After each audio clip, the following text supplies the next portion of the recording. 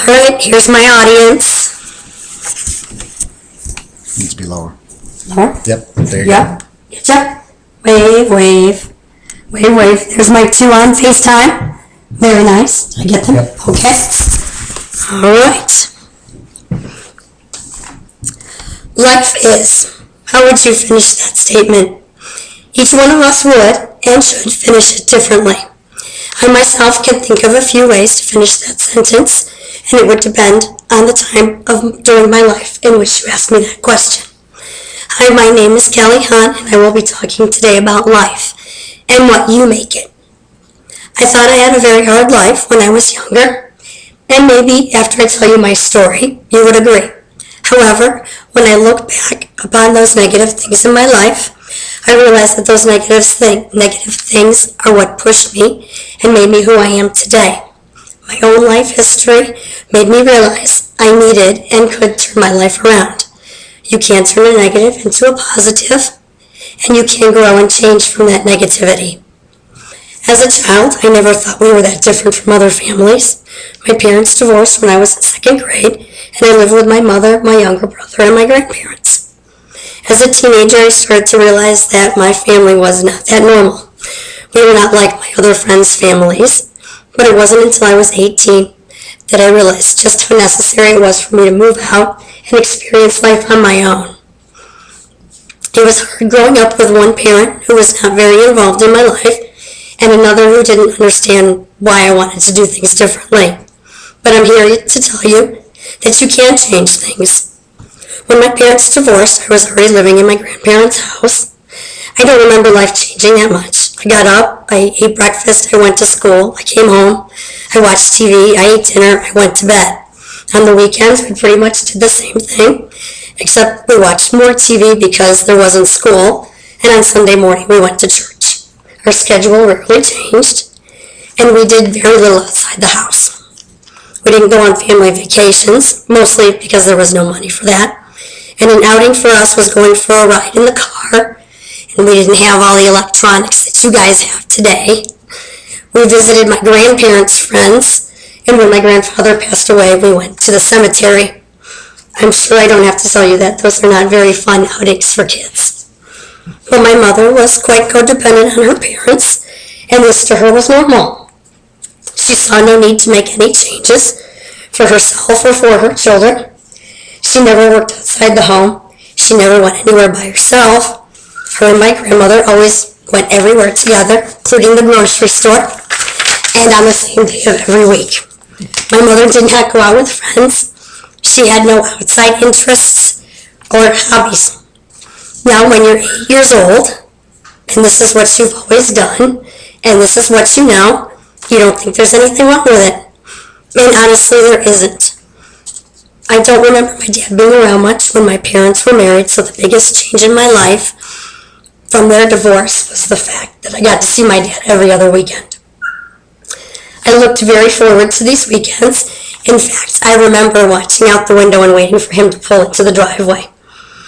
My brother, on the other hand, hated these weekends. He was very attached to my mother, and he was usually very homesick once he got to my father's house.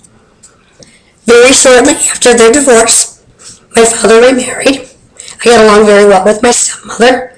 As a matter of fact, now I was even more excited to go to my dad's house. I loved spending time with her. She was everything my family was not. She went to work. She took us to her work events. We went shopping. We went out to lunch. We went to her family's house. We hung out with her sisters and their kids.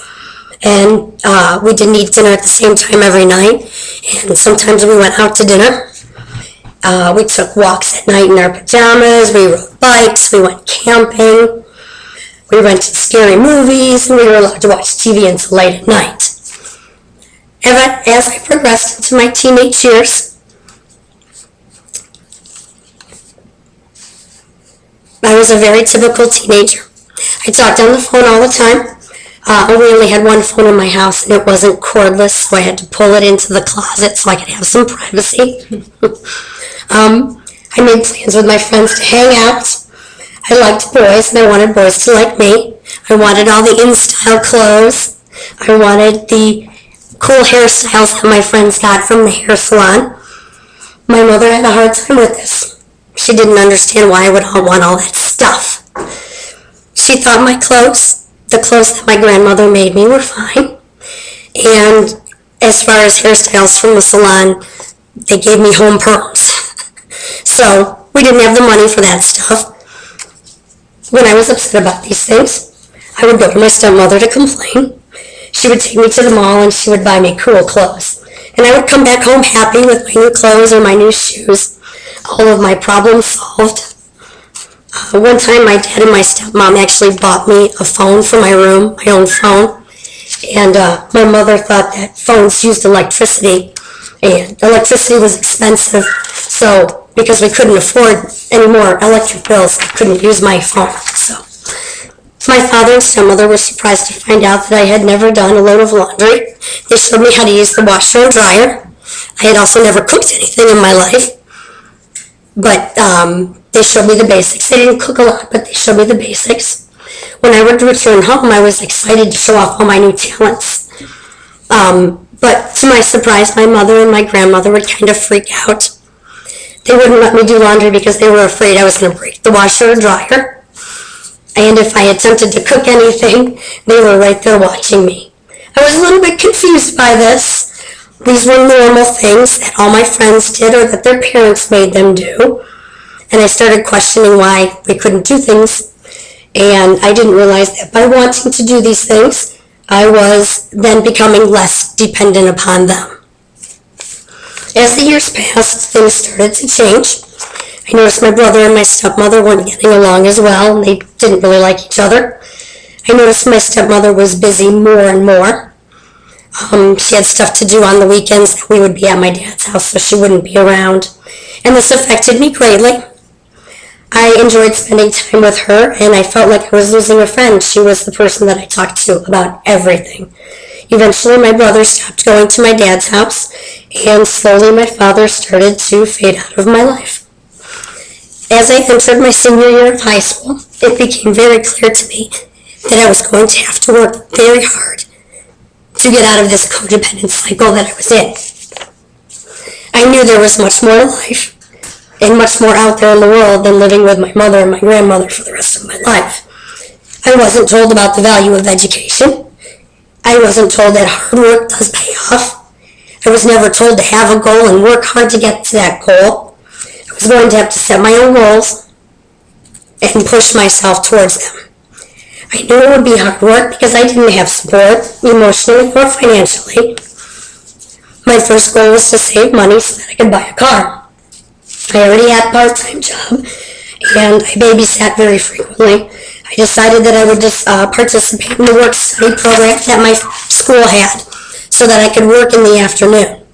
I was able to buy my own car when I was 17, and what a great feeling that was. I had a goal, I worked hard, and I was very proud of myself.